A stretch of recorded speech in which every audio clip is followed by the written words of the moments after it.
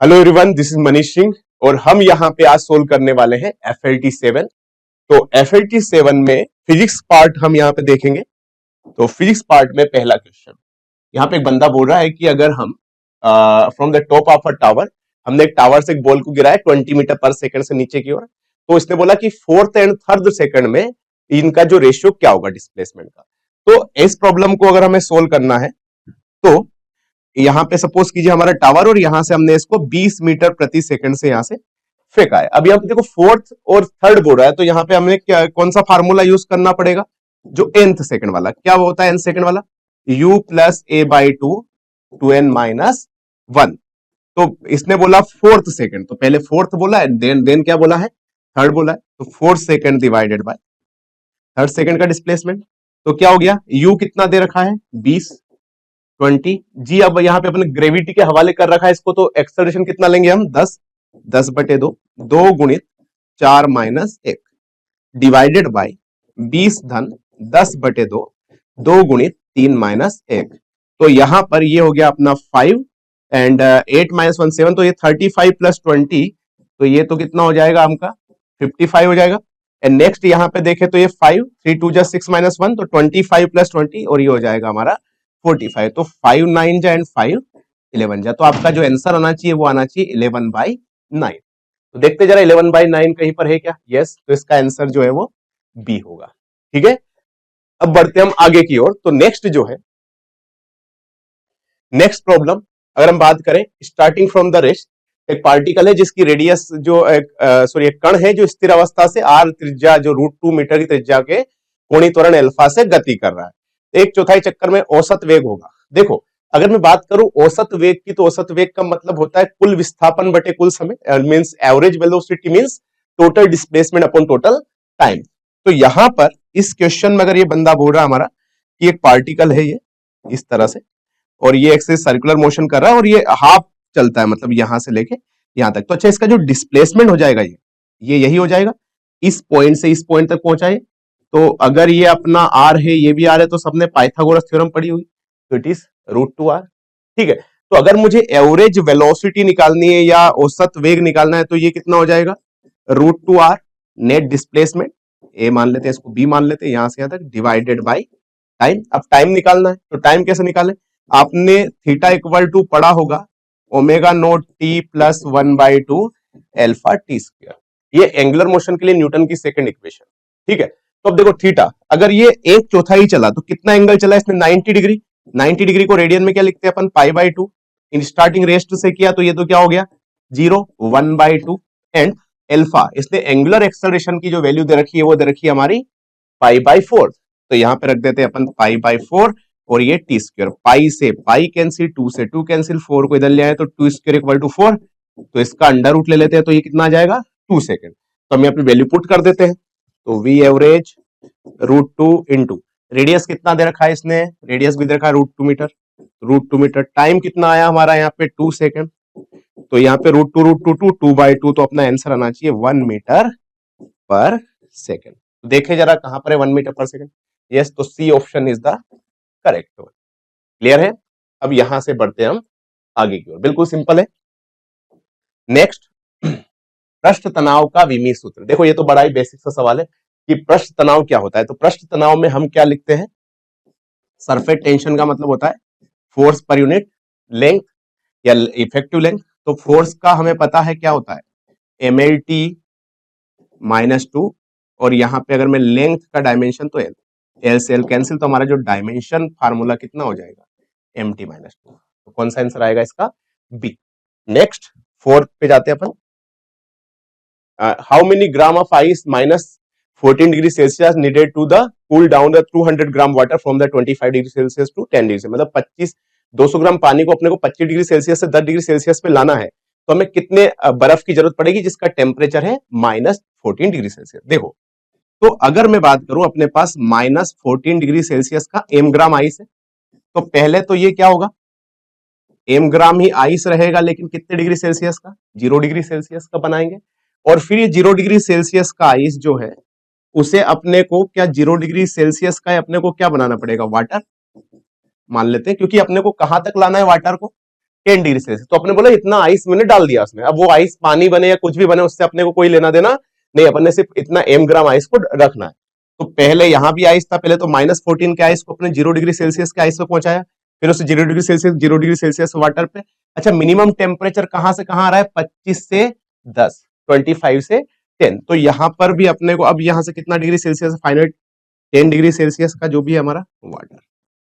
इतनी एनर्जी इसने रिलीज करनी करी, तब जाके ये क्या होगा? 200 ग्राम पानी को जो भी हमारा पिघला पाएगा। देखते जरा, तो यहां से यहां तक, यहां पे अगर टेम्परेचर चेंज हो रहा है तो अपन कौन सा यूज करते हैं? MS delta T.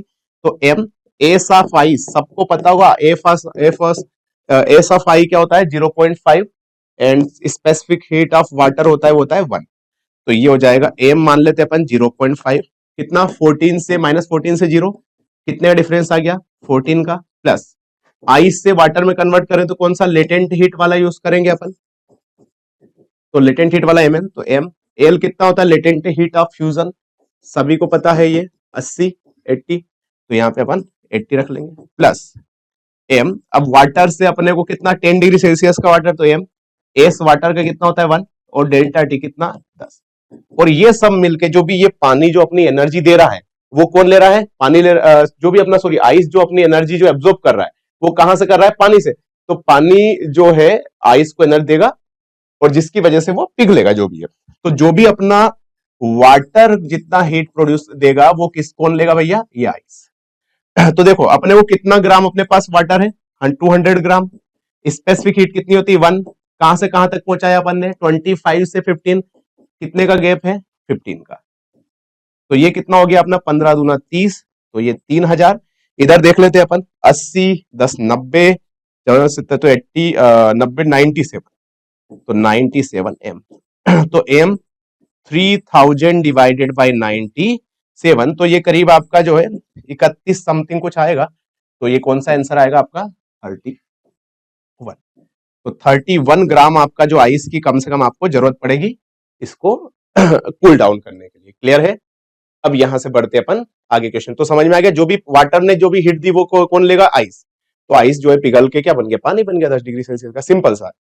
आगे बढ़ते हैं, अगला प्रॉब्लम। समय के सापेक्ष परिवर्तनशील चुंबकीय क्षेत्र के कारण ये देखो असंरक्षी होता है, जिसे बोलते हैं नॉन कंजर्वेटिव, कि जब भी अगर आप मैग्नेटिक फील्ड में चेंज करते हैं तो उसकी वजह से एक इंड्यूस इलेक्ट्रिक फील्ड प्रोड्यूस हो जाता है, जिसकी वैल्यू होती है R/2 dB/dt। जो ई इंड्यूस जो होता है वो होता है R/2 dB/dt। और जो इंड्यूस चीजें हैं वो क्या होती है? असंरक्षी होती है।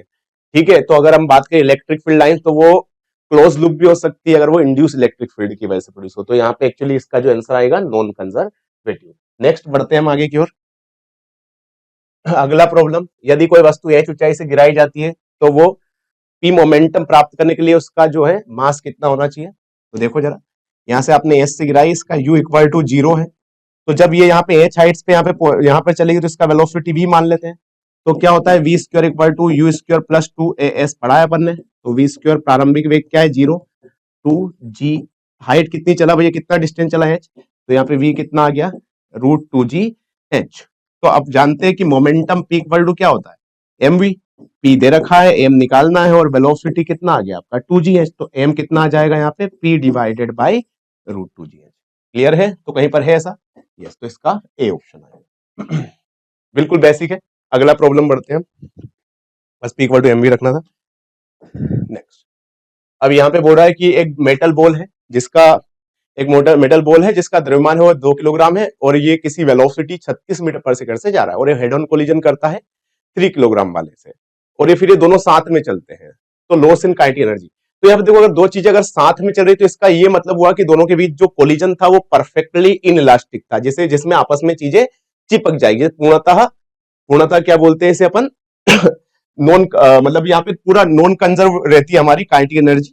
तो हम यहाँ पे जो काइनेटिक एनर्जी का लॉस जो निकालते हैं, सारे बच्चों ने पढ़ा होगा क्लास में, half m1 m2 upon m1 plus m2 u1 minus u2 का होल स्क्वायर। ये डायरेक्ट हम यहाँ से निकाल सकते हैं अगर जब दो चीजें आपस में स्टिक होती है, परफेक्टली इनइलास्टिक कोलिजन करती है। तो 1/2 m1 कितना दे रखा है द्रव्यमान? एक 2 किलोग्राम दे रखा है और 3 किलोग्राम, तो 2 × 3 / 2 धन 3 हो जाएगा 5, वेलोसिटी कितना दे रखा है यहाँ पे 36 किलोमीटर। तो पहले इसको अपन 36 को किस में कन्वर्ट कर ले अपन मीटर पर सेकंड में, तो ये कितना हो जाएगा 18,18,36, तो v इक्वल टू आ जाएगा 10 मीटर पर सेकंड। तो यहाँ पे रख देते 10, पहला वाला तो दूसरे वाला तो रेस्ट में था तो 0, डायरेक्ट यहाँ से रख दिया मैंने। तो कितना 2 से 2 कैंसिल, तो ये आ जाएगा आपका 10 का स्क्वायर 300/5 और 300/5 बोले तो कितना 60, तो 60 जूल होगी। कहीं पे अगर ऑप्शन है तो वो करेक्ट है। डायरेक्ट अगर दो चीज आपस में स्टिक होती है तो हम डायरेक्ट ये यूज कर सकते हैं। अब आगे बढ़ते हैं यहाँ से नेक्स्ट। यदि कोई वलय किसी तल में बिना फिसले लुढ़क रहा है तो उसकी स्थानांतरित गतिज ऊर्जा और घूर्णन गतिज ऊर्जा में क्या मतलब अनुपात क्या होगा, मतलब रेशियो निकालना अपने को, ratio of the translational kinetic energy to the rotational. तो कुछ ना काइनेटिक एनर्जी अपने ट्रांसलेशनल टू द रोटेशनल, ये निकालना है। तो ट्रांसलेशनल काइनेटिक एनर्जी क्या होती है, हाफ mv स्क्वायर, और ये होती है आपकी हाफ आई ओमेगा स्क्वायर। और यहां से अगर मैं बात करूं तो ये हाफ mv स्क्वायर और ये होगी हाफ m। अब देखो आई को क्या लिख सकते हैं, किसी रिंग का मोमेंट ऑफ इनर्शिया क्या होता है mr स्क्वायर, जिसे हम बोलते हैं ना जड़त्व बाहु, वो mr स्क्वायर। और ओमेगा को क्या लिख सकते हैं v square by R square, मतलब जहां पे ओमेगा क्या होती है v बाई आर होता है हमारा। तो जब इसका स्क्वायर करेंगे तो v square by R square से आर स्क्वायर क्या हो जाएगा कैंसिल, तो ये हाफ mv स्क्वायर से ये भी हाफ mv स्क्वायर कैंसिल, तो आपका आंसर आना चाहिए 1:1। तो इसका आंसर है D. Question number 9, the positive ions of each of the carrying charge q distance d। और यहाँ पे हमने तो कितने ये आयंस बनाने के लिए कितने हमने इलेक्ट्रॉन को मिस किया है, मतलब कितना इलेक्ट्रॉन यहाँ से बाहर ट्रांसफर किया, ये निकालना है। आसान है। फोर्स ऑफ इलेक्ट्रोस्टैटिक फोर्स क्या होता है 1/4 पाई एप्सिलॉन नॉट। दो चार्ज अगर सेम आवेश है, सेम चार्ज है, तो q into Q upon Q square बोल सकते हैं यहाँ पे इसको, अपॉन कितना सेपरेशन है डी स्क्वायर। तो इसको इधर ले जाएं तो ये कितना हो जाएगा 4 pi epsilon naught F D square is equal to Q square. तो यहां से अपन इसको चाहे तो q इक्वल टू अपन क्वांटेशन थ्योरी पढ़ा है, q इक्वल टू क्या होता है एनी। तो यहां से अगर हम बात करें तो यहाँ पे एनी रख देते हैं, तो ये आ जाएगा आपका एनी यहाँ पे रखने पे N square E square is equal to 4 pi epsilon naught F D square. यहाँ से ई स्क्वायर को नीचे ले जाए और रूट लगा देते हैं, तो एन इक्वल टू आ जाएगा root over 4 pi epsilon naught F D square बटे ई स्क्वायर। ऐसा कोई ऑप्शन है तो सही है, रूट और 4 pi epsilon naught F D square upon E square. तो इसका आंसर है C, this is the correct one. ठीक है, आगे बढ़ते हैं नेक्स्ट प्रॉब्लम की ओर। क्वेश्चन नंबर, एक गैस क्या दे रखा है वीपीएन, और ये देखो अगर इस टाइप का कुछ आता है आपने ये देखा होगा, तो बल्क मॉडुलस निकालना। तो बल्क मॉडुलस जो होता है हमारा बीटा, अगर मैं एडियाबेटिक प्रोसेस की बात करूं तो ये होता है गामा पी, किसके बराबर होता है गामा पी, ये तो एडियाबेटिक के लिए। और जो अगर मैं बात करूं आइसोथर्मल की, तो आइसोथर्मल के लिए तो होता है पी। तो अब देखो अब यहाँ पे क्या दे रखा है, यहाँ पे वीपी की power N equal to constant दे रखा है। तो अपन इसको ऐसा लिख सकते हैं क्या, दोनों साइड 1/n में अगर यहाँ पे पावर कर दूं तो ऐसा हो जाएगा कि p की पावर यहाँ पे n थी तो इसकी पावर मैंने 1/n कर दी, और v की पावर भी 1/, कांस्टेंट की पावर तो कुछ भी करो तो वो तो कांस्टेंट ही रहने वाला है। ठीक है, तो n से n कैंसिल, तो यहाँ से क्या हो जाएगा pv की power 1/n equal to constant. तो यहाँ से अपना अगर मैं बात करूं बल्क मॉडुलस एडियाबेटिक जो के लिए जो बल्क मॉडुलस, तो ये कितना हो जाएगा गामा p होता है, तो गामा कितना आ जाएगा यहाँ पे, ये पढ़ा होगा आपने pv की power gamma equal to constant. तो गामा कितना आ गया आपका 1/n, और p है प्रेशर, तो 1/n इंटू p, तो p/n आ जाएगा इसका आंसर। तो ये आगे बढ़ते हैं next. Suppose the gravitational force varies with the several nth power of the, तो अपने को देन द टाइम पीरियड। देखो हम जानते हैं कि जो फोर्स होता है वो प्रोपोर्शनल होता है 1/r² इन जनरल, लेकिन इसने कोई दूसरा ग्रेविटेशनल फोर्स लगाया और यहाँ पे तो जो फोर्स है वो प्रोपोर्शनल टू 1/r की पावर n के है। क्लियर है, तो अगर मैं इसको लिखूं तो F is proportional to r की पावर -n, ऐसा लिख सकते हैं अपन। ऐसे अगर हम बात करें जो टाइम पीरियड की, तो जो टाइम पीरियड का जो फार्मूला होता है वो आता है 2 pi root over r³ by GM. तो यहाँ पे जो हमारा जो t होता है वो प्रोपोर्शनल होता है r की पावर, देखो 3 और का रूट लगा हुआ है तो 3/2। तो अब देखो अगर मैं यहाँ पे n इक्वल टू 2 रखूं तो मेरा आंसर क्या आना चाहिए, यहाँ पे 3/2 आना चाहिए।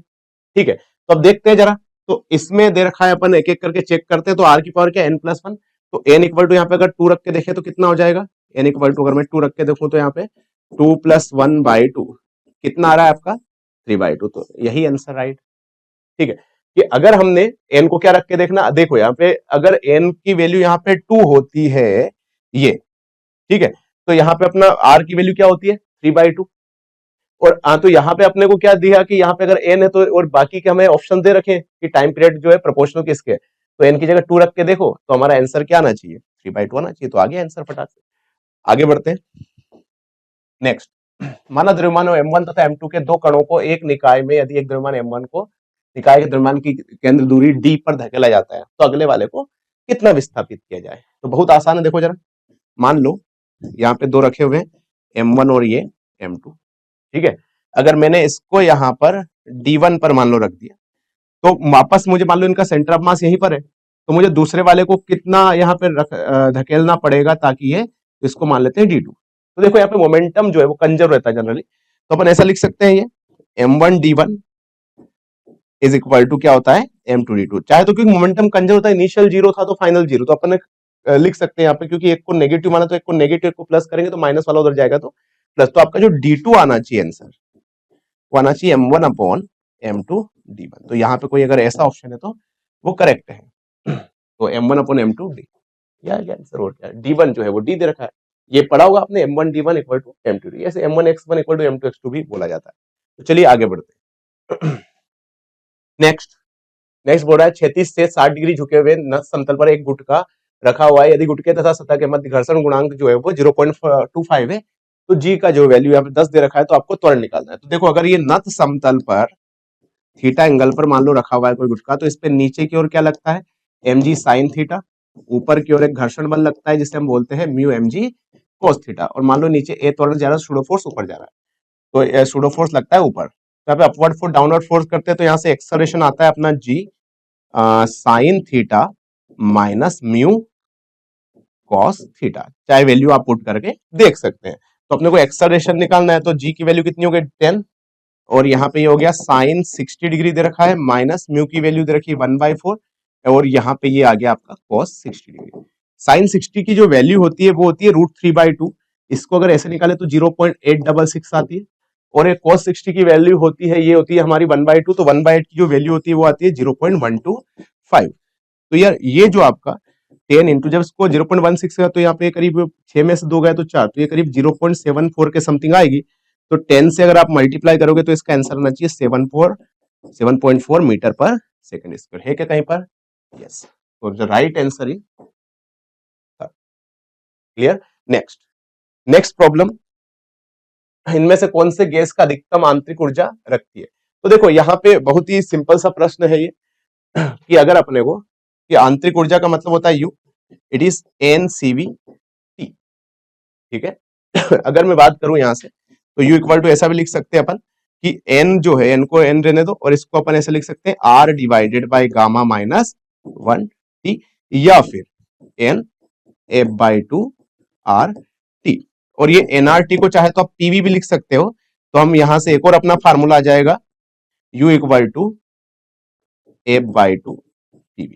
तो अब यहाँ पे वैल्यूज पुट कर करके देख लेते हैं, जैसे 2 मोल हीलियम 300 केल्विन पर, तो बस 2 मोल यहाँ पे रख दिया अपन ने, ठीक है। R की वैल्यू आती है आपको 8.3 जो भी है, T भी पता है आपको, गामा भी पता है, हीलियम के लिए कितना होता है ये अपन ने पढ़ा है, गामा मोनो के लिए जो होता है वो होता है अपना यहाँ पर 1 + 2/f से निकाल लेते हैं, तो ये आ गया आपका 5/3, क्योंकि डिग्री ऑफ फ्रीडम होती है वो 3 होती है। गामा फॉर डायटोमिक के लिए होती है यहाँ पे 7/5, और गामा फॉर पोली के लिए होता है 4/3। तो वैल्यू पुट कर करके हमें बस देखना है इन फार्मूले में, तो हम एक एक करके यहाँ पे देखेंगे तो एक्चुअली हमें पता चलेगा कि जो आर्गन के 6 × 10⁻20 अणुओं का जो 900 केल्विन पर इस आयतन पर जो है वो आयतन खाली रहता है, मतलब यहाँ पे ये जो है इसमें से करेक्ट हमारा, ठीक है। क्योंकि यहां से अपन बात करेंगे तो इसका मोल से भी निकाल सकते हैं, आर्गन गैस है तो हम लोग अणुओं की संख्या में क्या करेंगे, आवागेद्रो नंबर से डिवाइड कर देंगे, तो 6 × 10 की घात कितना हो जाएगा 23, तो 10 की घात 3 आ जाएगा, 10 की घात 3 मतलब 1000 मोल। अब मोल ही बहुत ज्यादा आ गया तो यहाँ पे आंतरिक ऊर्जा भी क्या होगी, अधिकतम होगी, तो इसके मोल्स जो है वो हाईएस्ट है, ठीक है। अपन ने पढ़ा होगा ना नंबर ऑफ पार्टिकल में, जब आवागेद्रो नंबर से आप डिवाइड करते हैं तो आपके ये मोल्स आ जाते हैं, मोल से ऐसे हम स्मॉल n बोले, तो n इक्वल टू कितना आ गया 6 × 10⁻26, अपॉन ये दे रखा है अवोगाड्रो नंबर होता है 6 × 10⁻23। तो यहां से कितना आ गया ये 1000। अब 1000 मोल तो इसकी ऊर्जा भी अधिकतम होगी, तो याद हो जाएगा ये, फटाक से निकाल सकते हैं। अगला बढ़ते हैं अपन 200 यहाँ पे स्टेप डाउन ट्रांसफॉर्मर दे रखा है हमें, और यहाँ पे reduce to the supplement supply यहाँ से 220 से क्या करता है 11 वोल्ट कर देता है प्राइमरी कोयल। तो यहाँ पे देखो एक्चुअली क्या होता है, एफिशिएंसी का मतलब होता है power output upon power input, और आउटपुट होता है वो सेकेंडरी होता है, तो पावर का मतलब होता है वी सेकेंडरी आई सेकेंडरी, और ये वी प्राइमरी आई प्राइमरी। देखो जरा यहाँ पे वैल्यूज पुट कर देते, यहाँ से एफिशिएंसी आ जाएगा। वी सेकेंडरी कितना है भैया 220 को यहाँ पे क्या हो गया 11, ठीक है। सेकेंडरी में करंट जो है वो कितना है 90 अपॉन यहाँ पे वीपी पोटेंशियल प्राइमरी का कितना दे रखा है इसने 220 220, और यहाँ पे प्राइमरी करंट कितना दे रखा है 5 एम्पियर कर दिया यहाँ पे 11 एकम 11, तो ये 20 हो गया 0 से 0, तो ये हो गया आपका 9/10 बोले तो 0.9, और 0.9 का मतलब क्या हो गया 90% है ना, इसमें 100 से गुणा कर देते अपन एफिशिएंसी में, तो ये परसेंटेज में आ जाएगा, तो 0.9 × 100 बोले तो 90%। This is the correct answer, ठीक है, सिंपल है। अब बढ़ते हैं आगे की ओर। नेक्स्ट, किसी दिए हुए ताप पर यदि गैस का वर्ग माध्य मूल मान Vrms तथा इस गैस के ध्वनि का वेग Vs है, तो इसमें संबंध है। तो देखो बड़ा ही सिंपल सा सवाल है ये। Vrms पढ़ा है अपन ने रूट आवर क्या होता है 3RT/m, और V जो साउंड का जो होता है वो होता है रूट आवर गामा RT/m। तो देखो यहाँ पे गामा से मल्टीप्लाई कर दिया, गामा से डिवाइड कर दिया, गामा से वैसे भी क्या क्या हो जाना है कैंसिल आउट, तो ये गामा RT/m ये क्या V साउंड आ जाएगा आपका, तो रूट आवर 3/गामा V sound, it is the Vrms। देखो जरा कहीं पे है क्या ऐसा, yes this is the final answer B. बहुत त्रिपुट सवाल है, आगे बढ़ते हैं। एक वर्गाकार लूप में तथा एक लंबा सीधा तार है, वेनिस्टी इस प्रकार स्थित है, तो वर्ग की एक भुजा समांतर है। तो एक्चुअली इस लूप में अन्योन्य प्रेरकत्व है। तो देखो अपने को एक्चुअली क्या होता है, अगर हमने बात करें तो अन्योन्य प्रेरकत्व का मतलब होता है आपने बी निकाला, ठीक है, बी निकाला, एरिया निकाला, तो ये जो एक्चुअली क्या होता है ये फ्लक्स में करंट से डिवाइड कर देंगे तो क्या हो गया अन्योन्य प्रेरकत्व जो भी अपना आ जाएगा, जिसे हम बोलते हैं सेल्फ इंडक्टेंस या म्यूचुअल इंडक्टेंस एनीथिंग। तो अब देखो यहाँ से ये इसमें तार अपन फ्लो करे तो इसमें मैग्नेटिक फील्ड प्रोड्यूस हो जाएगा, तो ये वाला डिस्टेंस आप मान लीजिए एक्स, तो ये छोटा सा पार्ट अपन यहाँ पे कट कर लेते हैं। तो देखो बड़ा ही सिंपल है, तो बी कितना आ जाएगा यहाँ पे, इसकी वजह से छोटा सा डीबी मान लेते हैं, तो ये आपने पढ़ा होगा म्यू नोड आई अपॉन 2πr होता है, तो अपन हो गया 2πx। क्लियर है।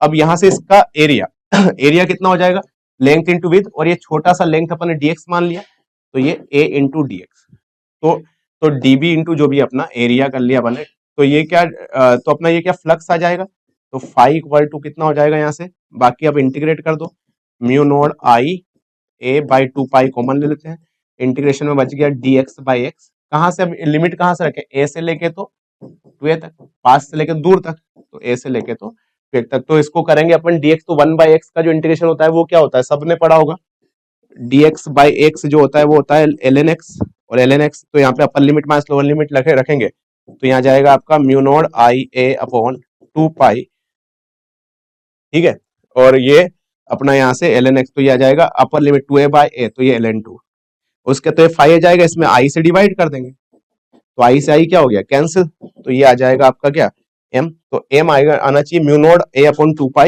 ln 2, है क्या, yes b is the correct answer.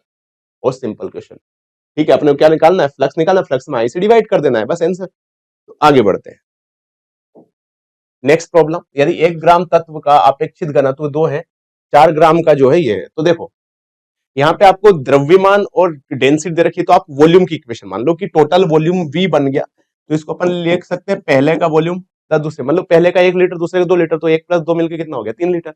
अच्छा वॉल्यूम जो होता है वो क्या होता है मास अपॉन डेंसिटी, तो अच्छा तो यहाँ पे टोटल मास कितना हो गया 1 ग्राम, और यहाँ पे दूसरा वाला कितना है 4 ग्राम, तो यहाँ पे टोटल मास कितना हो गया 4 और 1 5 ग्राम, equivalent density is equal to volume, इसका मास कितना है भैया पहले का 1 ग्राम है और उसकी डेंसिटी कितनी है 2, तो मास अपॉन डेंसिटी, डेंसिटी कितनी 2 प्लस दूसरे वाले का मास है भैया 4 ग्राम और इसकी डेंसिटी है वो है 3, 3 + 8 11/6, ये आ गया आपका 5/रो इक्विवेलेंट। रो इक्विवेलेंट को इधर ले गए तो रो इक्विवेलेंट अपन आ जाएगा 5 का 30/11, 30/11 अराउंड ये 2.7 के समथिंग यहाँ पे होता है।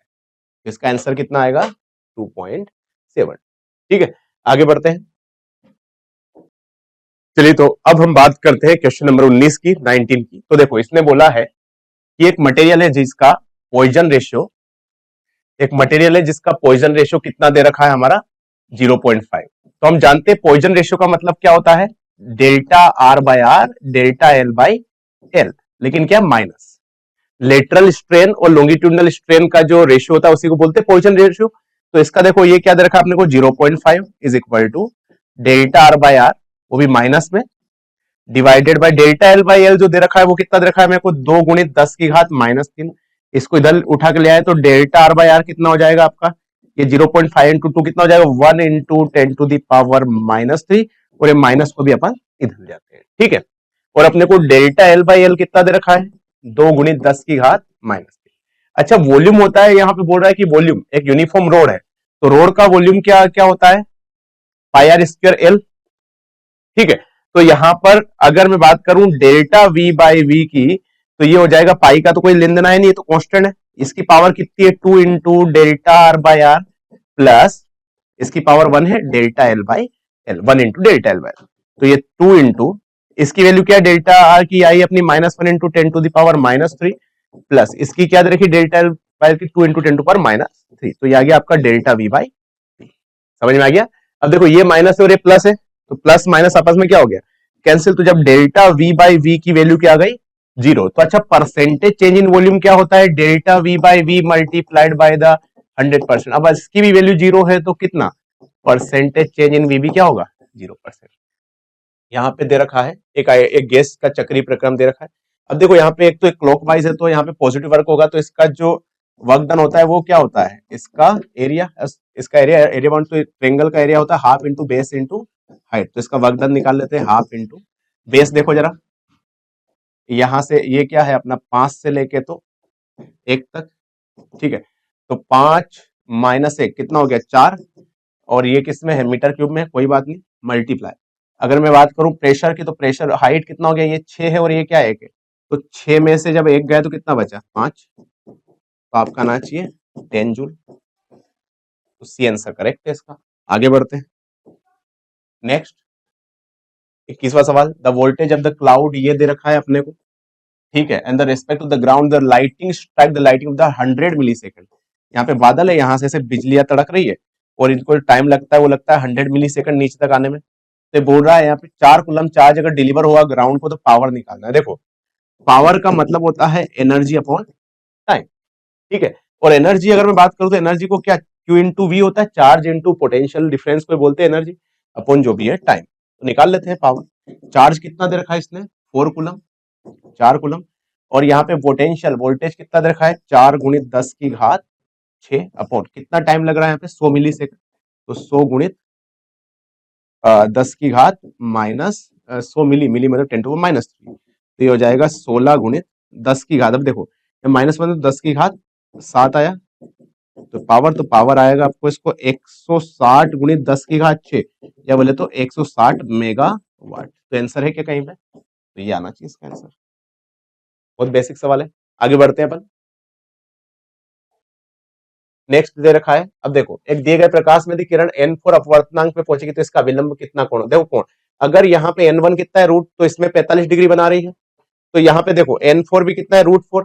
अगर यहाँ पे अपवर्तनांक सेम होंगे मतलब रिफ्रैक्टिव इंडेक्स सेम होंगे तो एंगल भी सेम होगा। तो x का भी आंसर क्या आना चाहिए 45 डिग्री। आगे बढ़ते हैं 23वें प्रॉब्लम पे। तो कथन निम्न में 2 कथनों विचार कीजिए। जब झूले पर बैठी लड़की खड़ी हो जाती है तो झूले का अपवर्तकाल बढ़ जाता है। देखो अगर खड़ी हो जाती है तो यहाँ पे लेंथ क्या हो जाती है कम, लेंथ कम हो जाती है तो टाइम पीरियड भी क्या होना चाहिए कम होना चाहिए क्योंकि t क्या होता है 2π√L/g। तो पहला तो गलत है। ठीक है, क्योंकि जब झूले पे ये ऊपर ऊपर खड़ी हो गई तो उसमें क्या हो गया कि उसका सेंटर ऑफ मास ऊपर चला गया, सेंटर ऑफ मास ऊपर चला गया तो लेंथ कम हो गई, लेंथ कम हो गई तो टाइम पीरियड भी कम होना चाहिए। दूसरा क्या बोल रहा है एक लड़की खड़े होने पर स्थिति में झूले की लंबाई कम हो जाती है। हाँ ये सही है, तो इसका केवल कथन 2 ही सही है, मतलब इसका statement second is only statement 2 is correct. Question number 24, second last problem.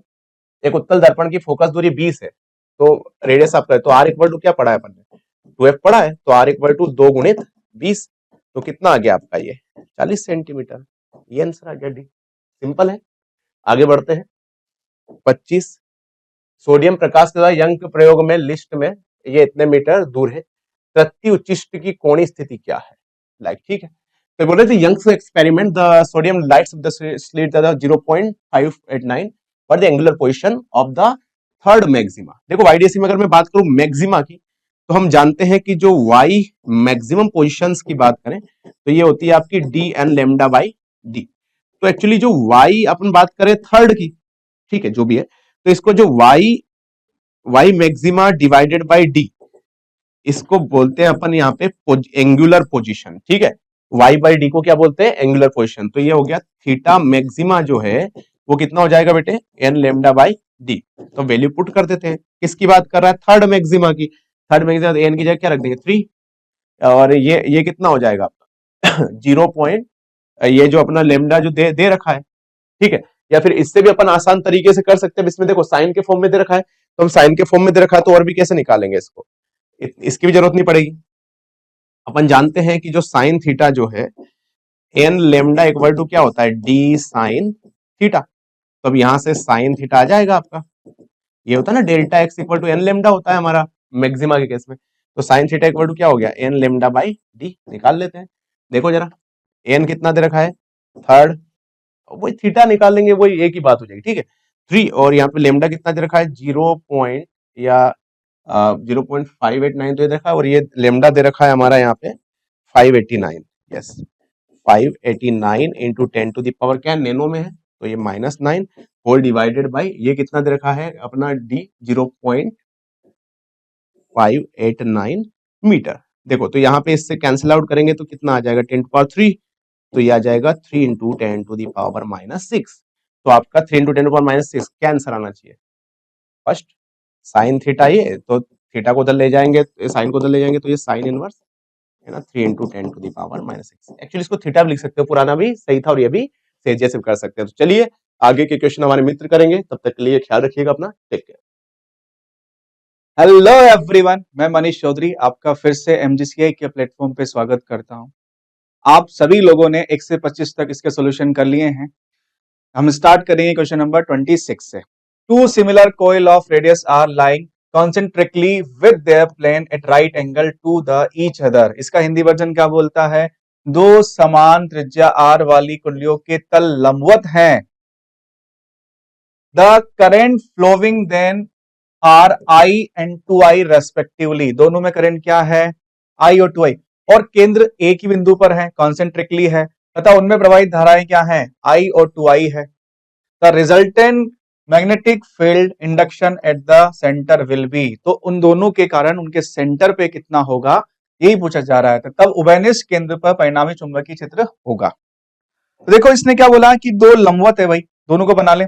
एक कुछ इस प्रकार है, तो एक कुछ इस प्रकार है, और दोनों क्या है, कॉन्सेंट्रिकली है, मतलब उनकी जो केंद्र बिंदु है वो एक ही है, एक ही बिंदु पर है, उभयनिष्ठ केंद्र बिंदु है। तो मैं ये जानता हूं कि जब भी हम किसी भी कुंडली की बात करते हैं तो उसके लिए चुंबकीय क्षेत्र का मान होता है mu not I upon 2r। Clear है। पर एक्चुअल में इसके लिए यदि हम बात करेंगे, मान लीजिए धारा इसकी आई ऐसे है, तो इसके लिए जो वैल्यू हो जाएगी इस धारा आई के कारण, क्या वो इधर की तरफ हो जाएगी। देखो राइट हैंड रूल से हम निकाल सकते हैं।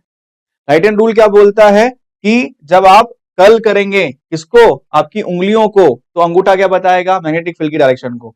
ठीक है, तो इसमें क्या हो गया, मान लीजिए ये 1 है, ये हो गया B1, ठीक है, और इसकी वजह से कितना हो जाएगा B2। क्लियर है। तो B1 कितना हो जाएगा, B1 में करंट कितनी है, म्यू नॉट आई है भाई अपॉन 2r, और B2 में कितनी है, mu naught 2i upon 2r। Clear है।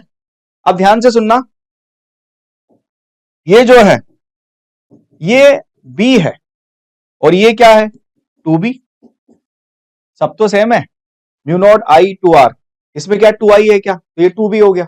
अब देखना मैग्नेटिक फील्ड एक वेक्टर क्वांटिटी है। कैसी क्वांटिटी है, वेक्टर क्वांटिटी, और वेक्टर क्वांटिटी के अंदर अगर हम बात करते हैं तो ये दोनों लंबवत हैं, तो बी नेट जो मिलेगा वो क्या होगा, under root b1 square plus b2 square, दोनों का एडिशन वेक्टर लॉ के अकॉर्डिंग होगा, ठीक है, सदिश योग नियम के अंतर्गत।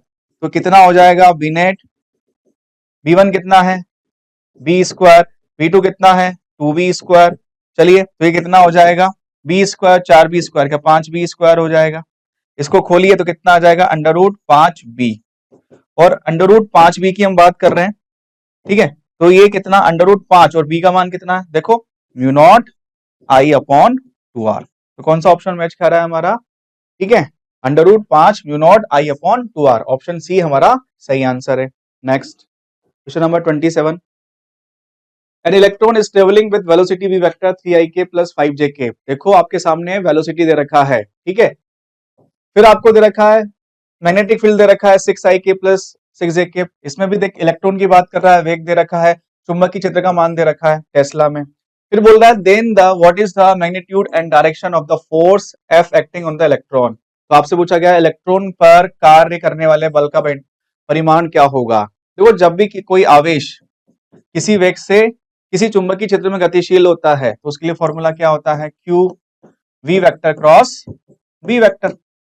अब यहाँ पे कौन है, इलेक्ट्रॉन है, तो डायरेक्शन तो रखनी पड़ेगी, अब V vector cross B vector निकालना है, चलिए तो V vector cross B vector कितना हो जाएगा, V vector cross B vector, V vector की वैल्यू है 3ik plus 5jk, cross product किसका 6ik प्लस 4jk, ठीक है, अब क्रॉस प्रोडक्ट में सेम का सेम के साथ तो जीरो होता है, तो i का j के साथ का k हो जाएगा, कितना आ गया 12kk, क्लियर है, फिर उसके बाद क्या हो गया 5jk का किसके साथ i के साथ कितना हो गया 30, और ये हो गया माइनस k, तो 30 में से 12 जाएंगे तो क्या 18 बचेंगे, वो भी माइनस के, माइनस 18k। अब देखो माइनस है, ये कितना है माइनस 18k, तो एफ फैक्टर कितना हो जाएगा, माइनस माइनस प्लस हो गया, कितना हो गया 18ek, क्लियर है या नहीं है, न्यूटन, के मतलब जेड डायरेक्शन, क्या आंसर पॉजिटिव है, तो पॉजिटिव जेड डायरेक्शन, तो ऑप्शन कौन सा हो गया, option first 18e Newton along plus positive Z axis, ठीक है 18e न्यूटन पॉजिटिव जेड अक्ष में, ऑप्शन है हमारा सही है। Next question number 28, river is flowing with speed u west to east, ठीक है, चलिए एक नदी u वेग से पश्चिम से पूर्व की ओर बह रही है, ठीक है, पश्चिम से पूर्व की ओर u वेग से, है ना, पश्चिम से पूर्व, ठीक है, फिर आपसे बोला गया what takes time t1 to move distance s in downstream, क्या बोला गया, कोई नाव s दूरी धारा की दिशा में t1 समय में तय करती है, देखो धारा की दिशा में मान लीजिए धारा का वेग कितना है, नदी u वेग से पश्चिम में कर रही है ना, नाव जो चल रही है मान लीजिए वो किस वेग से चल रही है, v वेग से मान लेते हैं, किस मान से v से मान लेते हैं, चलिए तो वो जो यहाँ पे ये जो नदी है इट मींस रिवर वेलोसिटी वो कितनी है बच्चे u, ठीक है, फिर आपसे बोला गया यहीं पे मैं बोल देता हूं बोट की, तो बोट वेलोसिटी कितनी है, वो मान लीजिए v, इसने बोला डाउन स्ट्रीम मतलब दोनों एक ही डायरेक्शन में जा रहे हैं, लेकिन इसने यही बोला ना कोई नाव s दूरी धारा की दिशा में, तो इस कंडीशन में जो वेलोसिटी है वो क्या हो जाएगी v प्लस यू, दूरी कितनी है s और समय कितना लगा t1, तो v प्लस यू कितना हो गया s अपॉन t1, ऐसे उसने क्या बोला, उसने बोला and t2 time to more distance in upstream time taken by boat to travel distance s in still water, तथा विपरीत दिशा में s दूरी चलने में t2 समय लेती है, विपरीत दिशा में चलेगी, ठीक है, तो क्या हो जाएगा v minus you s upon t2, इसने बोला t2 समय लेती है, तो स्थिर जल में नाव दूरी s चलने में कितना समय लेगी, ठीक है, स्थिर जल में तो सिर्फ बोट का ही वेग होगा, जो बोट चल रही है वही होगा, तो मतलब मुझे क्या बोट का वेग मतलब बोट की वेलोसिटी चाहिए, नाव का वेग चाहिए, तो दोनों को सॉल्व करते हैं, तो दोनों को जोड़ दें तो देखो ये कट जाएगा, ये कितना हो जाएगा 2v इज इक्वल टू कितना हो जाएगा s upon t1 plus s upon T2। तो यहां से V बराबर कितना हो जाएगा, S कॉमन ले लीजिए, यहां पे आ जाएगा, इसको सॉल्व करते हैं, T1 प्लस T2, तो ये T1 T2 upon T1 plus T2 हो जाएगा, है ना। ये 1 अपॉन T1 यहाँ बचेगा, यहाँ प्लस है, यहाँ 1 अपॉन T2 बचेगा, दोनों का एलसीएम लिया T1 T2, फिर क्या हो जाएगा, ऊपर क्या आ जाएगा T2 प्लस T1 मतलब T1 प्लस T2। तो मुझे ये वेग मिल चुका है नाव का, और स्थिर जल में तो उसी से चलेगा, है ना, इसने यही तो बोला, है ना, time taken by boat to travel distance S in still water, जब रुका हुआ जल हो, तो रुके हुए जल में तो जो बोट की स्पीड है वही होगी, ठीक है।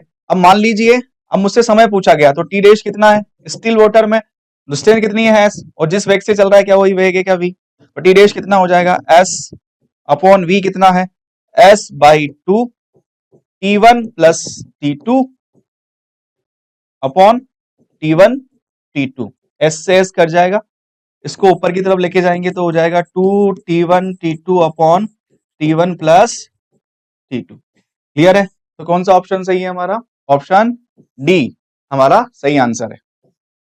Next question number 29, the magnetic moment of A diamagnetic atoms, प्रति चुंबकीय परमाणु का चुंबकीय आघूर्ण क्या है, जीरो होता है भाई, कोई आवश्यकता ही नहीं है, डायरेक्ट पता होना चाहिए, शून्य के बराबर होता है। क्लियर है, चलिए, है ना, चुंबकीय आघूर्ण क्या होता है प्रति चुंबकीय का, शून्य होता है।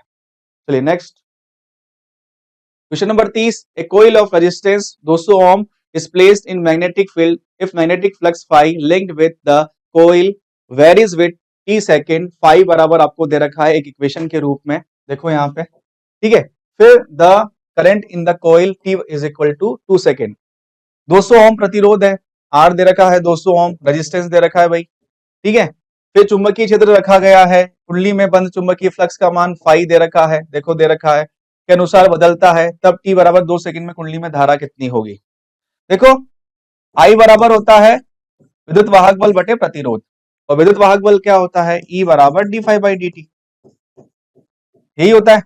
तो D phi by D T मतलब फाई का यहां पे क्या करेंगे हम, अवकलन डिफरेंशिएशन करेंगे, तो कितना है 50 टी स्क्वायर प्लस 4, चलिए तो इसका कितना हो जाएगा, 50 टी पावर आगे आती है 100 टी, और इसका हो गया 0। क्लियर है, तो मुझे ये मिल चुका है E।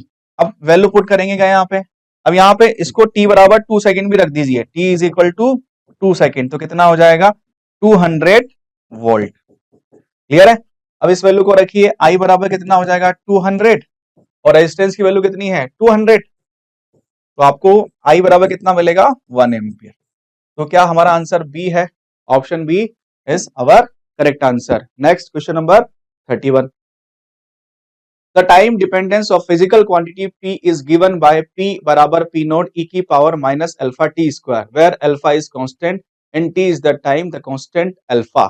एक राशि p आपको दे रखी है, p के लिए समय से संबंधित समीकरण p बराबर p नोट e की power minus alpha t square से संबंधित है, तो अल्फा का मान क्या होगा, मतलब बीमा बतानी है आपको उसकी, ठीक है। चलिए, तो कांस्टेंट अल्फा की, देखो ये जो होता है ना, ये कांस्टेंट टर्म है, तो इसका कितना होता है 1, वो किसी की भी पावर की फॉर्म में दे रखा है, तो क्या 1 हो जाएगा, e की power minus alpha T square, इसका आपको नहीं पता ये 1 है, तो माइनस अल्फा टी स्क्वायर भी कितना हो जाएगा 1। तो जनरली यदि मैं लिखना चाहूंगा तो अल्फा टी स्क्वायर कितना है 1, तो अल्फा बराबर कितना है 1 अपॉन टी स्क्वायर। क्लियर है, तो ये ऊपर की तरफ जाएगा तो बीमा क्या हो जाएगी m0 L0 और t की पावर -2, तो देखो t की पावर -2 ऑप्शन है क्या, यस, तो ऑप्शन बी हमारा correct answer. Next question number 32, consider the following two statements, statement I, the binding energy per nucleon is particularly independent of mass number of nuclei of middle mass number 30 मतलब 30 to 70, है ना, जो आपका mass number है वो किस बीच है 30 to 170। Hindi version भी कर लीजिए, प्रति न्यूक्लियन बंधन ऊर्जा, ध्यान से सुनिएगा, है ना, ठीक है, बंधन ऊर्जा प्रति nucleon, binding energy per nucleon, रूप से महाद्वीप द्रव्यमान संख्या 30 से 170 के बीच में है कि नाभिक के लिए द्रव्यमान संख्या पर निर्भर नहीं करती, भाई प्रति न्यूक्लियन बंधन ऊर्जा या फिर binding energy per nucleon constant term है भैया, सबके लिए सेम होने वाली है। क्लियर, तो निर्भर करेगी नहीं, तो कथन फर्स्ट तो सही है। सेकंड, प्रति न्यूक्लियन बंधन ऊर्जा हल्के नाभिक मतलब जो 30 से कम है तथा भारी नाभिक जो 170 से ज्यादा है, दोनों के लिए कम है, बिल्कुल सही बात है। Binding energy per nucleon is lower for both light nuclei, A is less than 30 and heavy nuclei A is greater than 170। Correct बात है, क्लियर है। स्टेबल इक्विलिब्रियम जो आता है, स्टेबिलिटी जो आती है एटम की, वो क्या इसके बीच में आती है, और जिसकी बाइंडिंग एनर्जी पर न्यूक्लियन ज्यादा होती है उसकी स्टेबिलिटी भी क्या होती है, ज्यादा होती है। तो सेकंड भी क्या है मेरा, सही है, क्लियर है। तो दोनों कथन क्या है, सही है, दोनों स्टेटमेंट आर करेक्ट। चलिए next 33, gravitational potential difference between a point on surface of planet and another point 10 metre above is 4 joule per KG. आपको पोटेंशियल डिफरेंस दे रखा है ग्रेविटेशनल वाला, क्लियर है ना। तो वो v कितना हो जाएगा बच्चे, v इज इक्वल टू आपको दे रखा है 10 जूल पर केजी, क्लियर है। ये पोटेंशियल डिफरेंस आपको दे रखा है del V. Another point 10 metre, मतलब आपको डिस्टेंस है वो कितनी तरह की है, डेल आर या डी आर, वो है 10 मीटर। फिर क्या बोला गया, consider gravitational field to be uniform, how much work done in the moving mass of 2 kg, M दे रखा है 2 kg from the surface of 0.5 metre above the surface. देखो जब भी आप इस धरती से ऊपर लेकर जाएंगे, सतह से ऊपर लेकर जाएंगे, तो क्या होगा, जी के मान में चेंज आता है। देख वही जी के मान में चेंज में रिलेशन बनाऊंगा किसके साथ, पोटेंशियल डिफरेंस के साथ। एक बार हिंदी वर्जन डिस्कस कर लेते। गुरुत्व विभव दो बिंदुओं के बीच में है, एक बिंदु पृथ्वी की सतह पर तथा दूसरा बिंदु पृथ्वी की सतह से 10 मीटर ऊपर है ना। इसका वोल्टेज 4 जूल पर केजी है। पृथ्वी क्षेत्र को एक समान मानने पर द्रव्यमान 2 केजी को पृथ्वी की सतह से 5 मीटर ऊपर उठाने में कितना कार्य करना पड़ेगा। देखो कार्य कितना उठाना है, 5, तो कार्य क्या होता है mgh, पर विभव के मान में चेंज है, मतलब विभव दे रखा है पर डिस्टेंस के अकॉर्डिंग, तो यहाँ पे जो जी है इसके मान में क्या होगा, चेंज, तो जी इफेक्टिव ले लीजिए। अब आप लोग जानते हो विद्युत क्षेत्र की तीव्रता जो होती है वो होती है del V upon del R, यही होती है। और जो विद्युत क्षेत्र की तीव्रता होती है क्या वही जी होता है क्या, है ना। ये भी फोर्स पर यूनिट मास होता है, क्लियर है। और ग्रेविटेशन एक्सेलरेशन भी क्या है, फोर्स पर यूनिट मास है या नहीं है, क्लियर है। तो ये दोनों सेम है। तो इस कंडीशन में यदि मैं जी निकालना चाहूंगा, जी इफेक्टिव है, क्या वो चेंज हो रहा है क्या पोटेंशियल के अकॉर्डिंग। तो पोटेंशियल डिफरेंस कितना है बच्चे 10, ठीक है। और सॉरी कितना है, कहां चला गया 4, यस पोटेंशियल डिफरेंस कितना है बच्चे 4। तो पोटेंशियल डिफरेंस है आपका 4, देखो 4 जूल पर केजी है ना, तो कितना लिखा जाएगा 4। और डेल आर कितना है बच्चे, डेल आर है 10, कितना हो गया जी का मान 4/10 ही ले लीजिए, हम बाद में रख देंगे इसको। चलिए तो W इज इक्वल टू जो आपका वर्क डन है m कितना है 2 kg, देखो दे रखा है इसने, कहां गया भाई m is equal to 2 kg, ये दे रखा है देखो, है ना, इसमें भी 2 kg ये दे रखा है, ठीक है। फिर जी इफेक्टिव कितना है, जी इफेक्टिव मेरे पास आ चुका है 4/10, और h की वैल्यू कितनी है, कितनी ऊंचाई पे पूछा गया है, हाइट कितना है 5 मीटर, 5 मीटर अबव, ठीक है। सॉल्व करते हैं इसको, ठीक है, ये कट गया क्या इससे, तो W इज इक्वल टू कितना है 4 जूल। तो ऑप्शन कौन सा सही है मेरा, 4 जूल, फर्स्ट ऑप्शन ए हमारा सही आंसर है। Next question number 34, two infinite parallel conductor P1 P2 आपके सामने है, चार्जेस Q1 Q2 है, the charges on the sides A B C D respectively, तो आपको इस पे चार्ज बताने हैं A B और C D पे। दो लंबी चालक पट्टिकाएं P1 P2 को क्रमशः Q1 Q2 आवेश दिया गया है, प्रश्न A B C D पर आवेश क्या होगा, आपसे ये पूछा जा रहा है। तो ध्यान से सुनिएगा, देखो जब भी यदि आपको ऐसा मिले और चार्ज डिस्ट्रीब्यूशन किया जाए, तो पहले पूरा चार्ज कितना है सिस्टम का वो निकाल लीजिए, पूरे निकालेगा चार्ज कितना Q1 प्लस Q2। और सबसे पहले इसका एक शॉर्ट ट्रिक मैं आपको बता रहा हूं, निकालने का तरीका मैथमेटिकल और भी है, पर शॉर्ट ट्रिक से करेंगे हम इसको बिल्कुल सिंपल तरीके से, ठीक है। टोटल चार्ज कितना Q1 प्लस Q2, तो इन दोनों का जो टोटल चार्ज है उसका हाफ आप दोनों के आउटसाइड में डाल दीजिए, ठीक है। तो हाफ कितना हो गया Q1 प्लस Q2/2, यही है क्या। तो A पर भी कितना आ गया Q1 प्लस Q2/2, और D पर भी कितना आ गया Q1 प्लस Q2/2, क्लियर है ना।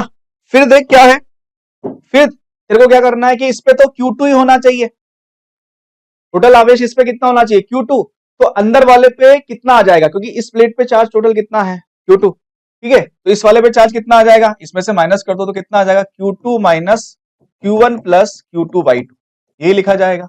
तो इसकी वैल्यू हो जाएगी Q2 minus Q1/2।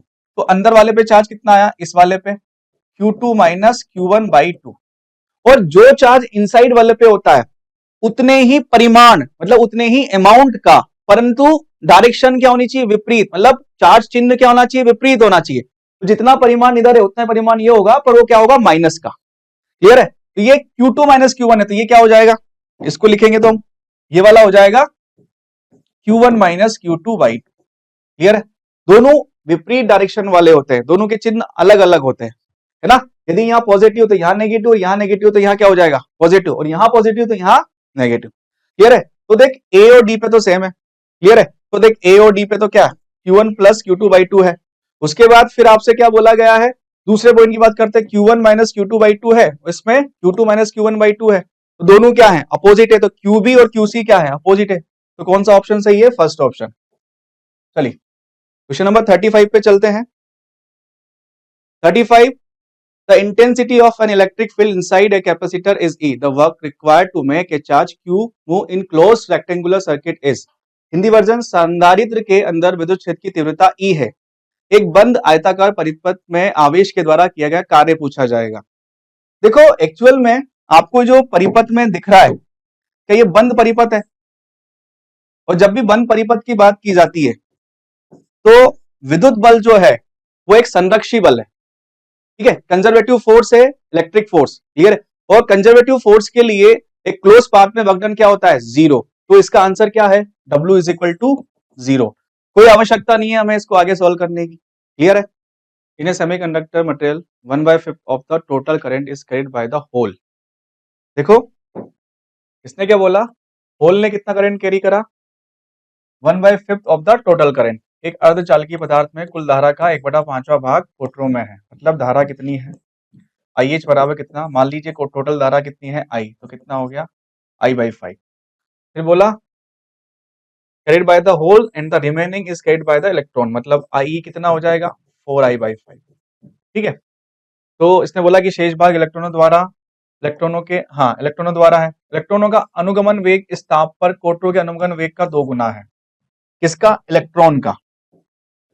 drift velocity, the drift speed of the electron is twice that the electron hole, sorry, कितना है, क्या 2VH है क्या, नहीं बोला, इलेक्ट्रॉनों का अनुगमन, इसमें गलती मत कर देना, बस अनुगमन वेग इस ताप पर कोटरों के अनुगमन वेग से क्या है, दुगना है। तो रिलेशन यही बनेगा। रिलेशन यदि उल्टा बना दिया तो आंसर गलत हो जाएगा, इस चीज का ध्यान रखना।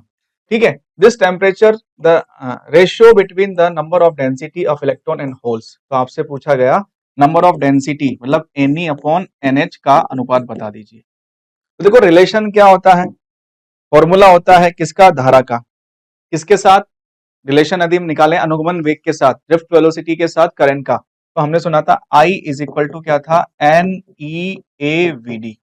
क्लियर है? N डेंसिटी है, E आवेश है, जो भी हो सकता है इलेक्ट्रॉन प्रोटॉन, A क्षेत्रफल है और VD क्या है, अनुगमन वेग। क्लियर है? तो देखो आपसे क्या बोला गया, I/IH करते हैं अपन, तो I/IH बराबर क्या हो जाएगा, Ne/NH। क्लियर है? इसमें दोनों का आवेश तो इक्वल ही है, जो होल्स का है वही इलेक्ट्रॉन का है, और क्षेत्रफल भी दोनों का क्या है, इक्वल ही है। पर यहाँ पे जो ड्रिफ्ट वेलोसिटी है वो है इलेक्ट्रॉन की और होल्स की, दोनों अलग अलग। ठीक है, तो देखो जो कट रहा है उसको काटते हुए चलेंगे। तो देखो E से E कट गया, A से A कट गया। अब I/IH कितना दे रखा है, तो ये लिख लीजिए 4I/5 बराबर Ne/NH गुणा VE। अब VE का मान कितना है, VE है या नहीं है, इसको लिख सकते हो 2VH/VH। तो VH से VH कट जाएगा, देखो I से I कट गया और 5 से 5 कट गया।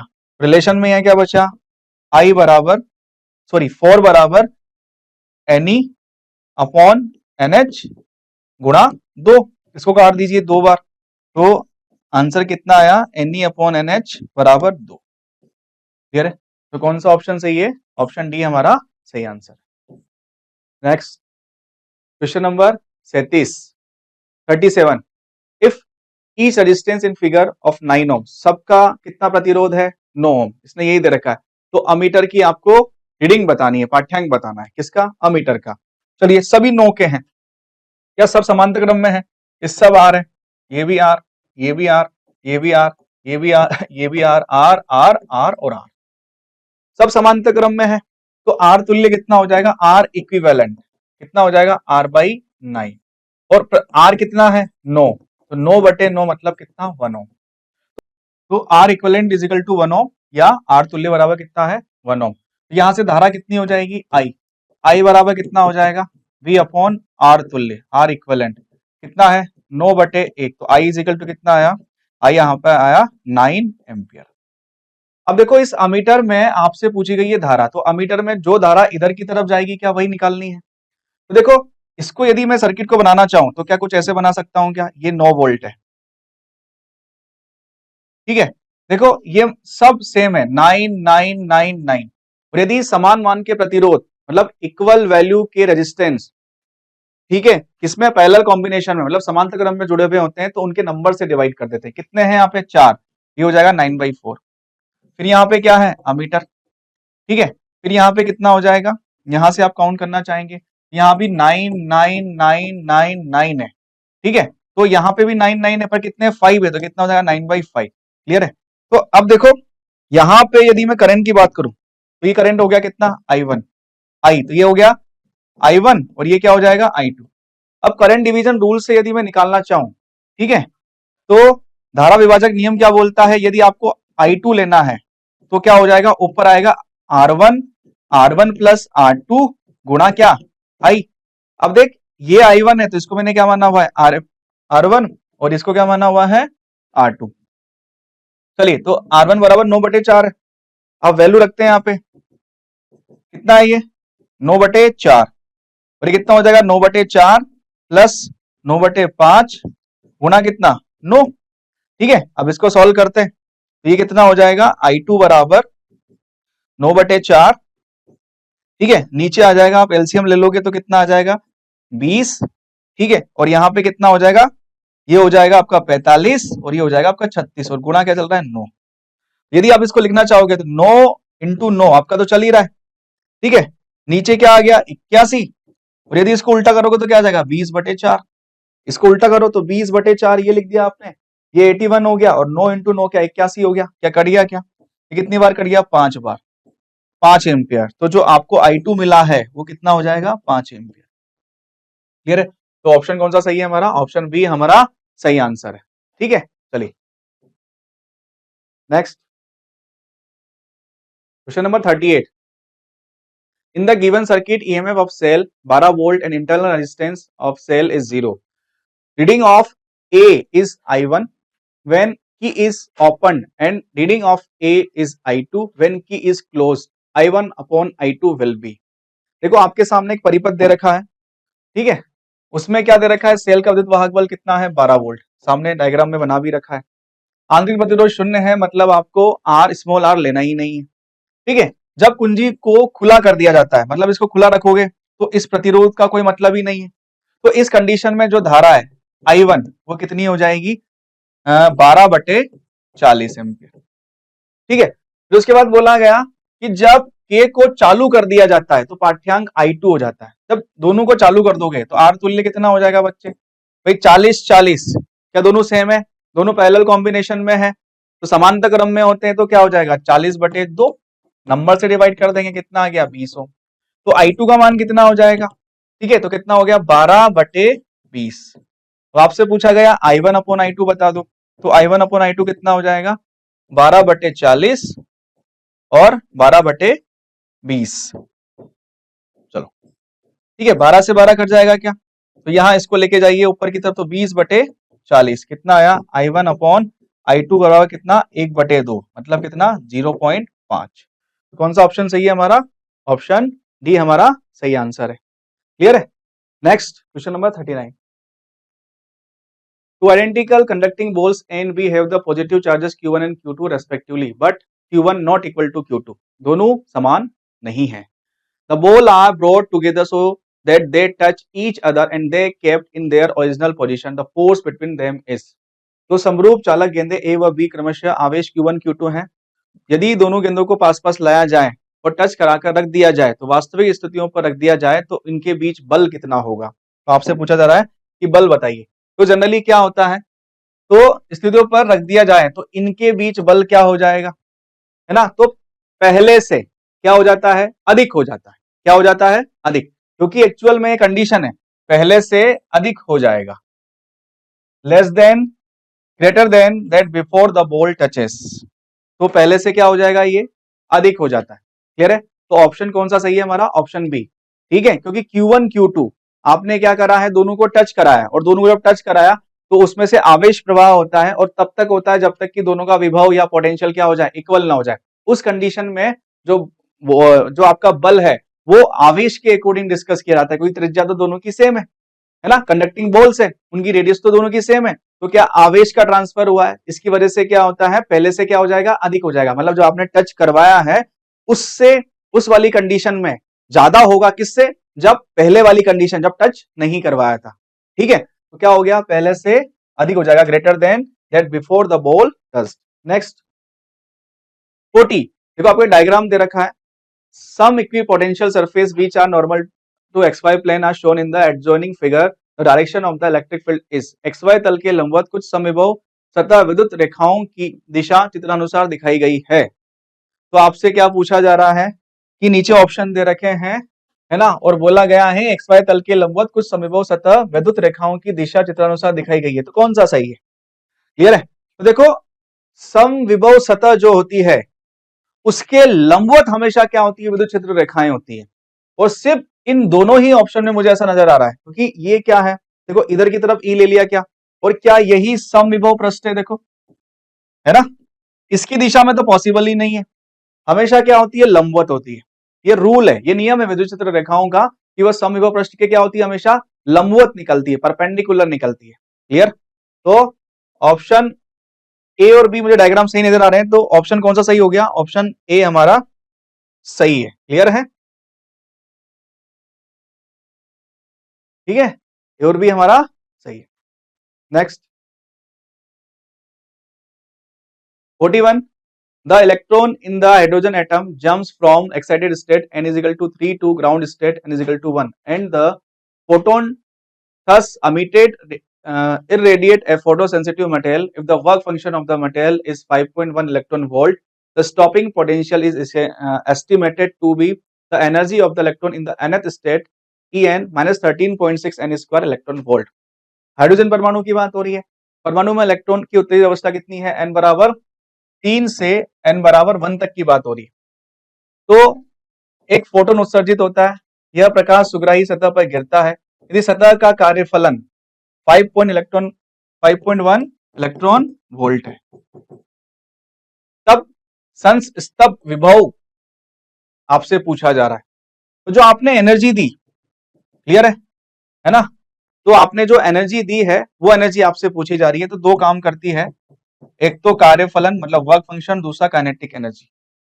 क्लियर है, तो ई जो आपने दिया है वो कितना है, आपने ई दिया है, कहां से कहां तक आया है 13.6, क्या 1/n1 square minus 1/n2 square होता है क्या, तो देखो 13.6 n1 कितना हो जाएगा, देखो माइनस लगाऊंगा तो n1 की वैल्यू आ जाएगी, तो क्या आ जाएगा, ये 1/1 माइनस 1/3 का होल स्क्वायर।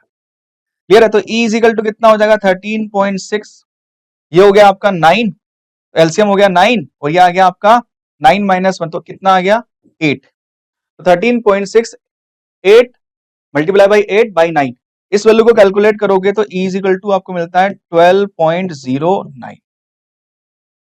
ठीक है, अब यहाँ पे 12.09 है, ये वैल्यू आपको मिली है, फाई की वैल्यू 5.1, और आपसे काइनेटिक एनर्जी की हम बात कर लेते हैं, तो kinetic energy is equal to कितना हो जाएगा 12.09 माइनस 5.1, इसको कैलकुलेट करोगे तो यहां से निकल कर आता है 6.99 इलेक्ट्रॉन वोल्ट।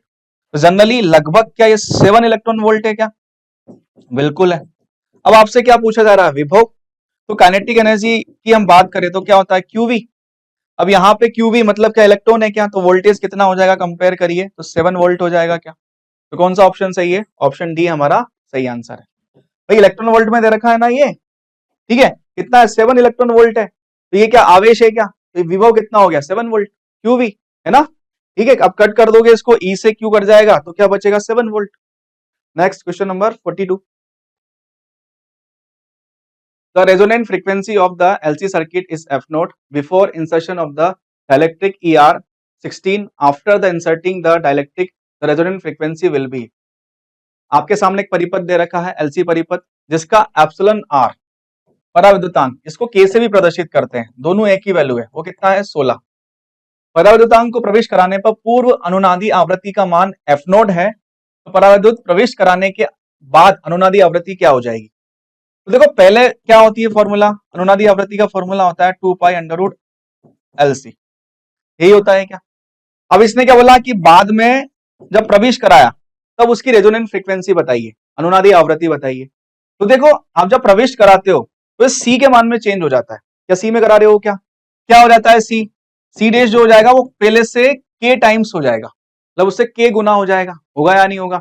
मतलब के गुना यदि हो गया, अब तो यहाँ पे क्या लिखा जाएगा 1/2 पाई, इस के की वैल्यू कितनी दे रखी है 16C, यही दे रखी है क्या? इसको लिख दो तो 16 LC हो जाएगा। अब यदि 16 को बाहर निकालोगे तो क्या है 1/4 आएगा, क्या बचेगा 1/2 पाई अंडर रूट LC, और इसकी वैल्यू पहले क्या थी एफ नोट, देखो थी या नहीं थी, तो क्या हो गया एफ नोट बाई 4। क्लियर है? तो पहले का 1/4 तो जाएगा। क्लियर है? तो ऑप्शन सी हमारा सही आंसर है। Next question number 43, PV curve आपके सामने दे रखा है, आपको मैच करवाना है कॉलम फर्स्ट और कॉलम सेकंड को। ठीक है, ये पीवी वक्र आपके सामने है। ठीक है, पी और बी इंग्लिश हिंदी दोनों में दे रखा है, ये ए पॉइंट है और ये क्या है बी पॉइंट है, और इसमें ए बी और सी पॉइंट्स लगा रखे। ठीक है, तो आपसे बोला गया change in internal energy in path A and B. Hindi प्रक्रम भी पढ़ लेता हूं, प्रक्रम ए और बी में आंतरिक ऊर्जा में परिवर्तन। देखो आंतरिक ऊर्जा में जो परिवर्तन होता है वो इस बात पे कभी डिपेंड करता ही नहीं है कि उसका पथ क्या रहा। आंतरिक ऊर्जा में परिवर्तन या चेंज इन इंटरनल एनर्जी वो इस बात पे डिपेंड करता है कि उसका इनिशियल और फाइनल पॉइंट क्या है। देखो ए और बी की बात करा है, ए और बी का इनिशियल भी है, बल्कि सी का भी वही है या नहीं? पर इसने ए और बी की बात करी है तो हम ए और बी की बात कर लेते हैं। तो इनिशियल और फाइनल पॉइंट दोनों के सेम है क्या? तो दोनों क्या हो जाएंगे इक्वल। क्लियर है? तो ए और बी में आंतरिक ऊर्जा में परिवर्तन क्या है बराबर है या नहीं है? है ना? इसमें भी इतना ही परिवर्तन होगा जितना इसमें होगा जितना इसमें होगा। क्लियर है? तो ये क्या है इक्वल, तो इक्वल का ऑप्शन कौन सा है फोर्थ। क्लियर है? ए में क्या है फोर्थ। सभी प्रक्रमों में ऊष्मा स्थानांतरित होगी। क्लियर है? तो देखो ए से बी और ए से सी, क्या सब में जो है वो आयतन बढ़ रहा है, वॉल्यूम बढ़ रहा है? देखो वॉल्यूम इंक्रीज हो रहा है, देखो ए से बी और ए से बी, ए बी सी तीनों में वॉल्यूम बढ़ रहा है क्या? मतलब वॉल्यूम इंक्रीज हो रहा है, तो वॉल्यूम इंक्रीज हो रहा है तो आपने एनर्जी दी होगी तभी तो इंक्रीज हो रहा है। तो जो निकाय है जो सिस्टम है उसने एनर्जी क्या करी अवशोषित करी। क्लियर है? तो इसने यही बोला इज एब्जॉर्ब बाय गैस, है ना, in all the three part heat क्या कर रहा है एब्जॉर्ब कर रहा है, एब्जॉर्ब करेगा तभी तो वॉल्यूम इंक्रीज करेगा। तो इसमें कौन सा हो गया, इसमें हो गया थर्ड। क्लियर है? तीसरा, ऊष्मा का उत्सर्जन अवशोषण अधिकतम कहां पर है? ऊष्मा का उत्सर्जन और अवशोषण, मतलब अवशोषण भी अगर पूछा जा रहा है, दोनों में पूछा कि जो भी हो रहा है वो अधिकतम कहां पर है। देखो del Q is equal to क्या है del U plus del W. Clear है? अब ध्यान से सुनना, डेल यू तो तीनों का सेम है ना, इंटरनल एनर्जी में जो चेंज है वो तीनों का क्या है सेम है। तो किसको देखूं डेल डब्ल्यू को, तो किसका वर्क डन ज्यादा है, किसका कार्य ज्यादा है? तो देख कार्य जो होता है वो पीवी वक्र का क्षेत्रफल होता है या नहीं होता? पता इसका क्षेत्रफल ज्यादा है क्या?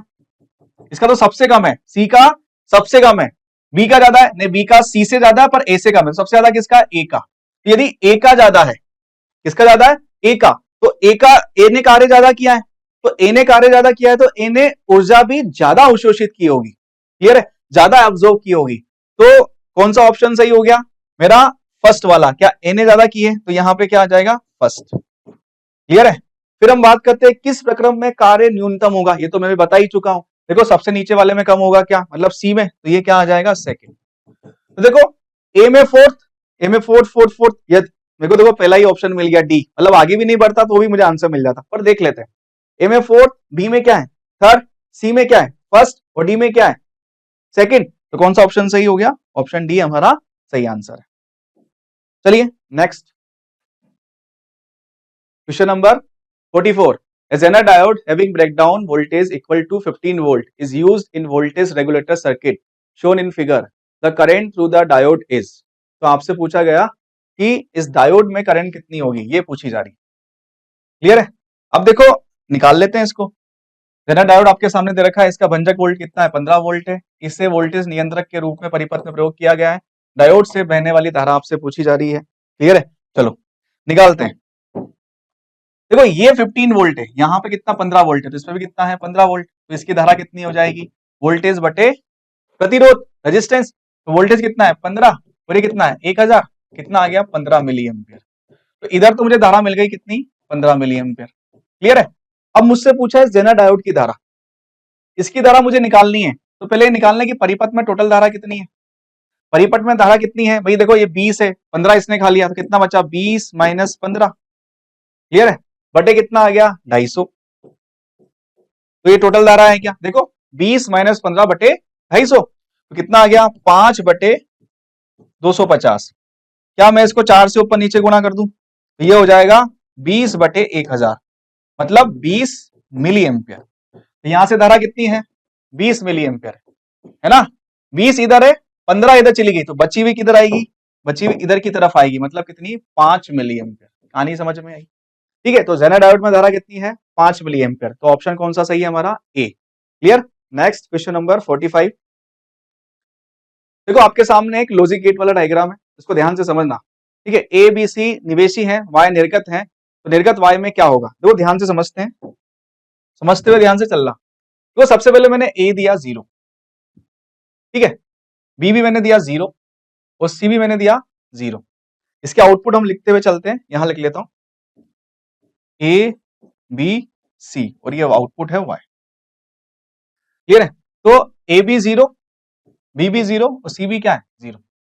देखो नॉर गेट में, और गेट में क्या होता है, एक भी बनाया तो आउटपुट क्या होता था 1, और नॉर में क्या हो जाएगा, एक भी बनाया तो आउटपुट क्या होगा 0। देखो ये 0 0 आए, दोनों आए या नहीं आए, यदि ये 0 0 आए, क्लियर है, तो यहां पर भी आउटपुट क्या हो जाएगा 1। ठीक है, तो आउटपुट क्या हो गया 1, यहां 0 आ रहा है, ये 0 है, तो आउटपुट क्या हो गया 0, यहां पे कितना आ गया 0। क्लियर है?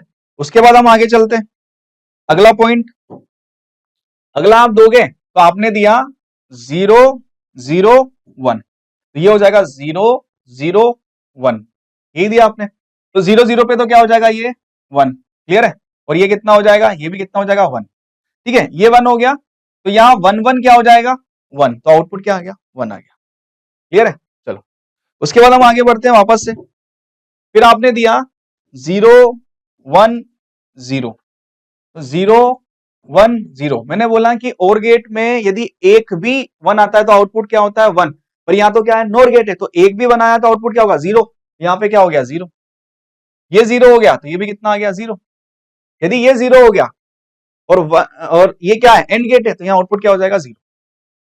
क्लियर है? तो यहां आउटपुट क्या हो गया 0 0, मतलब क्या हो गया 0। ठीक है, उसके बाद फिर आगे बढ़ते हैं, 0 1 1, ठीक है, ये हो गया 0 1 1। तो यहां पे क्या हो जाएगा, ये आपने दिया 0 1, एक भी बनाया तो आउटपुट क्या हो जाएगा 0, यहां पर भी कितना हो जाएगा 0, ये 0, ये 1 है भाई, ये वाला क्या है 1। ठीक है, इसको 1 कर दीजिए, ये हो गया 1। अब 0 1 में क्या मिलेगा, 0 1 में मुझे मिलेगा 0, क्योंकि एंड गेट है, ये मुझे क्या मिला 0, यहां क्या मिला, यहां 0 और यहां भी कितना 0। इसके बाद फिर से अगली कहानी पे चलते हैं, यहां ले लिया आपने 1, यहां ले लिया 0 0, ये हो जाएगा 1 0 0। ठीक है, लास्ट पॉइंट पे हम आते हैं। ठीक है, तो पॉइंट क्या है, ये 1 0 0 हो गया, और 1 0 0 में क्या है 1 0 0, मतलब ये क्या है 1 0, एक भी बनाया तो आउटपुट क्या हो गया 0। ठीक है, ये क्या है 0, तो आउटपुट क्या मिला 0, ये क्या मिला 0 मिला है भाई। अब ध्यान से देख, सभी उच्च निवेशी के लिए उच्च है क्या, चलो उच्च सभी के लिए आ जाते हैं, एक बार उच्च वाला भी देख लेते हैं, सभी 1 1 1, जो बोल रहा है ना हम सभी के लिए बात कर लेते हैं। तो सभी उच्च निवेशी के लिए क्या है उच्च, मैंने आपको पहले सिखाया कैसे करना है, अब जो बोल रहा है वो काम करते हैं। सभी उच्च दिया 1 1 1 आपने दिया, यहां पे 1 1 1 दोगे तो ये कितना हो जाएगा कलर चेंज कर लेते हैं थोड़ा सा, इसको दे लो 1 1 1, ये क्या हो जाएगा 1 1 पे क्या आता है 0, 1 1 पे 0 आया, ये क्या है 1, ठीक है, तो 0 1 क्या हो गया 0, देखो ये तो गलत हो गया। तो सभी निम्न निवेशी के लिए क्या होगा उच्च, सभी निम्न मतलब 0 0 0 पे क्या मिला है 0, देखो ये निकाला आपने, तो ये भी गलत हो गया। सभी निम्न निवेश के लिए क्या है निम्न, बिल्कुल सही बात है, तो ये वाला सही हो गया मेरा। A0 B0 C1, ए क्या है 0, ठीक है, B0 और C क्या है 1, इसके लिए क्या है ना B0, तो निम्न आएगा क्या इसके लिए, नहीं, इसके लिए तो उच्च है, देखो है या नहीं है, तो ये वाला भी गलत हो गया। ठीक है, तो आपको करके तो ऑप्शन के अकॉर्डिंग देखना है, पर कैसे करना है क्या पहले शुरुआत मैंने करवा दी है। ठीक है, तो आपको तो ऑप्शन देखना है, देखो जैसे लास्ट में मैंने देखा, पर हो कैसे रहा है क्लियर है। ठीक है, तो कौन सा ऑप्शन सही है, ऑप्शन सी हमारा सही आंसर।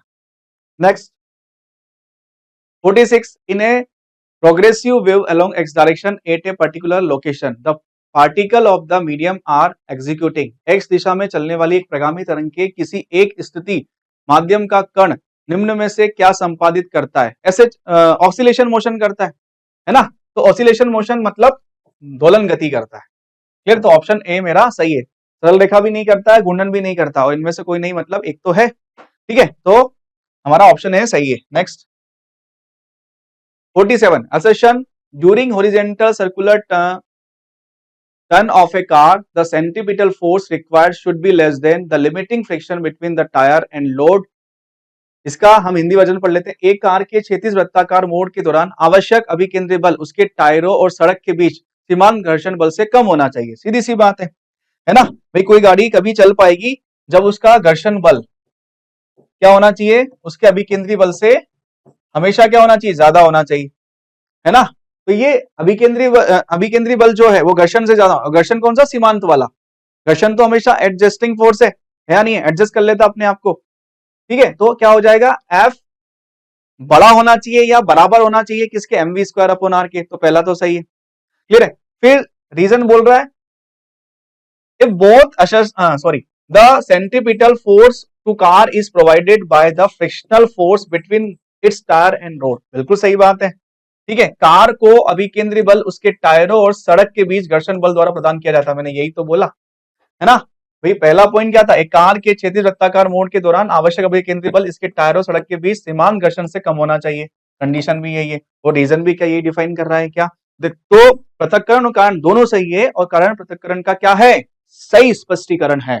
ठीक है, if both assertion and reason are true the reason is the correct explanation of the assertion। next 48, assertion path of projectile with respect to the another projectile is a straight line, obviously सही बात है, एक प्रक्षेप्य का दूसरे प्रक्षेप्य के सापेक्ष सरल रेखा होता है। देखो दोनों, आप दोनों को फेंकिए, एक को फेंकिए दूसरे को फेंकिए, दोनों में जो लग रहा है वाई डायरेक्शन में जी लग रहा है, तो मतलब वाई डायरेक्शन में यदि जी लग रहा है उनका एक्सेलरेशन कांस्टेंट है और कोई एक्सेलरेशन नहीं है, तो कैसा अनुभव करेंगे, उनको ऐसा लगेगा कि वो स्ट्रेट लाइन में जा रहे हैं।